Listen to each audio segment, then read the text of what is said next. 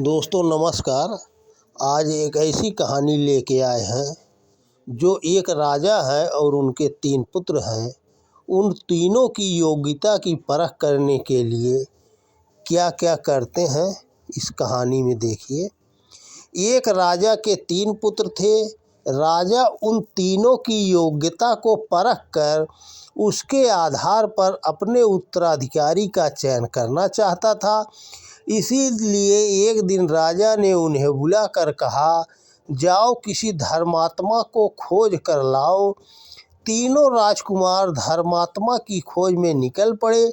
कुछ दिनों बाद एक पुत्र एक सेठ को लेकर राजा के पास पहुंचा और बोला, पिताजी, इन सेठ जी ने नगर में अनेकों धर्मशालाएं व मंदिर बनाए हैं।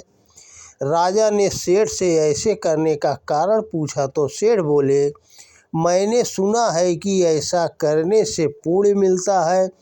राजा ने उनका सत्कार किया और उन्हें धन देकर विदा किया। दूसरा राजकुमार एक ब्राह्मण को लेकर लौटा और उनका परिचय कराते हुए राजा से बोला, ये अत्यंत ज्ञानी व तपस्वी हैं। राजा ने उनसे धर्म की परिभाषा पूछी तो वे बोले, शास्त्रोक्त कर्म करने से स्वर्ग की प्राप्ति होती है, उसी पथ का पालन धर्म है। राजा ने उनको भी सम्मानपूर्वक दक्षिणा देकर विदा किया। तीसरा पुत्र एक गरीब से व्यक्ति को लेकर पहुंचा।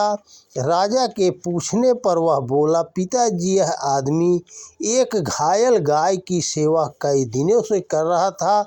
मुझे लगा कि इस व्यक्ति के अंदर सही धर्मात्मा होने का भाव है। राजा ने उस आदमी से पूछा, तुम धर्म कर्म का कोई कार्य करते हो? वह आदमी बोला, महाराज, मैं एक गरीब किसान हूँ, अनपढ़ हूँ, धर्म कर्म कुछ जानता नहीं हूँ। हाँ, यदि कोई ज़रूरतमंद, रोगी, दुखी, अभावग्रस्त दिख पड़ता है तो यथाशक्ति उसकी मदद अवश्य करता हूँ। यह सुनकर राजा बोला, कुछ पाने की आशा किए बिना सच्चे हृदय से दूसरों की सेवा करना ही धर्म है। तुम ही सच्चे धर्मात्मा को लेकर लौटे हो, वह पुत्र ही राजगद्दी का अधिकारी बना। तो दोस्तों नमस्कार। वीडियो पसंद आए तो ज़्यादा से ज़्यादा शेयर करें। जय श्री कृष्णा। राधे।